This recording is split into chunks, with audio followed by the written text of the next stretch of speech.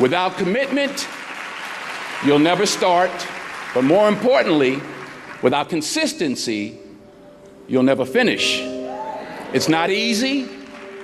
If it was easy, there'd be no Kerry Washington. If it was easy, there'd be no Taraji Henson, P. Henson.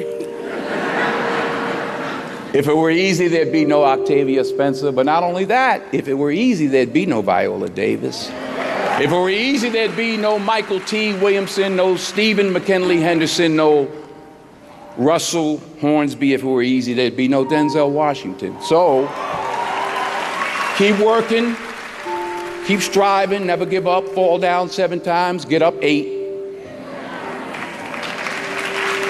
Ease is a greater threat to progress than hardship. Ease is a greater threat to progress than hardship. So, keep moving, keep growing, keep learning. See you at work. We tend to base our self-esteem on what other people think. And that's not really self-esteem. Self-esteem is supposed to be how we feel about ourselves. And I was just saying how dangerous it is to allow other people to determine how you're going to feel about you. And it's kind of like looking into a broken mirror. You're going to look in a broken mirror and then change your face to try to look good in this defiled, busted, broken mirror. And it just, other people's opinions is a really shitty way to determine how we feel about ourselves. You'll never see a U-Haul behind a hearse. I'll say it again. You'll never see a U-Haul behind a hearse. Now, I've been blessed to make hundreds of millions of dollars in my life. I can't take it with me, and neither can you. So it's not how much you have, it's what you do with what you have. And we all have different gifts. Some money, some love, some patience, some the ability to touch people, but we all have it. Use it, share it. That's what counts. Not what you're driving, not what you're flying in, not what kind of house you bought your mama. Dreams without goals are just dreams, and they ultimately fuel disappointment. Goals on the road to achievement cannot be achieved without discipline and consistency. I pray that you all put your shoes way under the bed at night so that you gotta get on your knees in the morning.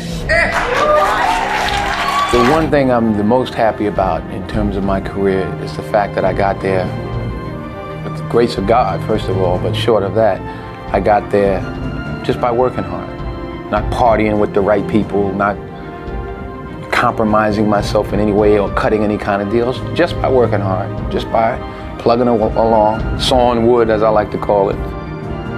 I'm a 20-year overnight sensation. I don't get life mixed up with making a living. I was there for all 4 of my children being born. When the first one was born, I recognized the difference between life and making a living. Their life, our family is life. Acting is making a living.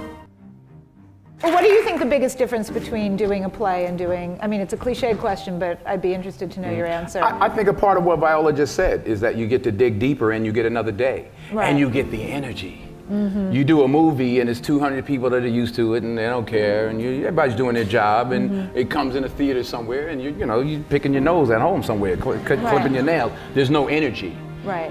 When I was on Broadway 5 years ago with Julius Caesar, I made a decision to sign autographs every night. I don't know what I did. It ain't happening this time. No.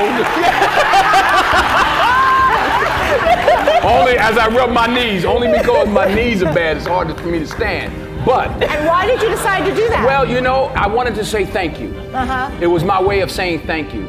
And the first night, it was like 5,000 people out there. I said, okay, wait a minute. Everybody who has playbills from our show. So, because it was like people were just wandering up the block. I was like, wait a minute. I forgot I'm on, 42nd Street, Times Square. I was like, wait a minute. But honestly, you were signing for weeks. The energy, and I was out there an hour and a half every night, every show. But the energy you got back, the stories, the 5 little old ladies who just drove in from Detroit. And I'm like, well, what y'all doing tonight? They said, we getting back in the car, baby. We got to go back tonight. Wow. And you know, a little 84-year-old lady was like, baby, if I was 3 years younger. Oh, true story. True story. Then we had, and I say this also because I hope it happens with this play. We had some high schools come. We had one school from somewhere, I forgot where, and they were doing Julius Caesar. And some young kid was like, well, you know, my Brutus is a bit different.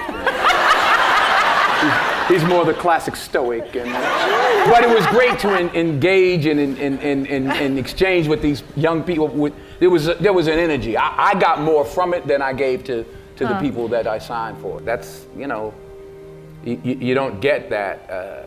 You know, the odd thing about success in film is the budgets get bigger, you make more money, but they become more formulaic. So you don't get the opportunity. So God willing, if I stay around long enough, this is what I'm gonna be doing. You know, you're always affected by opinion, but the more opinions there are of you, of me, the less I look at them, because I just can't live my life based upon what other people think about me. So I can't concern myself too much with what other people think. You know, it's just not healthy. I don't think I could continue to do what I do if I was constantly worrying about what somebody thought about it. And anything you want good, you can have. So claim it. Work hard to get it. When you get it, reach back. Pull someone else up. Each one, teach one. Don't just aspire to make a living.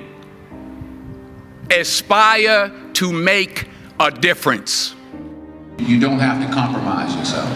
You know, if there's something you don't feel good about, then don't do it. The most important choices I've made was to say no. And I've said no many a time to films that I just didn't, especially early on, I just didn't feel comfortable with. There was one script that was brought to me, I called it the They Couldn't Kill. Because they were like, he was accused of raping his wife in the 40s, and they tried to hang him, but he didn't die. And they tried to electrocute him. And they were like, it's a comedy. I'm like, it ain't funny to me. So I actually called Sidney Poitier, who I was fortunate at that time to be able to call. And I said, you know, this movie, I'm sick. And they offered me $600,000 to play the They Couldn't Kill. That's what I called it. I wasn't there. And he said to me, and I'll say this to you, he said, the first 2 or 3 or 4 films you make in this industry, Denzel, will determine how you proceed. He said, I'm not going to tell you what to do, but remember that the first 3 or 4 or 5 films you made will determine how you proceed. I turned it down. I turned the money down. I needed the money. I turned it down. 6 months later, I got Cry of Freedom. So stick to your guns. If you don't feel like you should do it, then don't do it. Because you don't want to be, you don't want to be a negative energy on the set. That's how I feel. So I'm like, you know, I ain't doing this because I'm gonna slap somebody the second day. So I just, you know, it's something. I think the most important decisions you can make as an actress, is saying no. Is saying no. You don't have to take your clothes off. If you don't want to, then don't do it. Number 1, put God first. Put God first in everything you do. Everything that you think you see in me, everything that I've accomplished, everything that you think I have, and I have a few things, everything that I have is by the grace of God. Understand that. It's a gift. In everything you do, if you think you want to do what you think I've done, then do what I've done.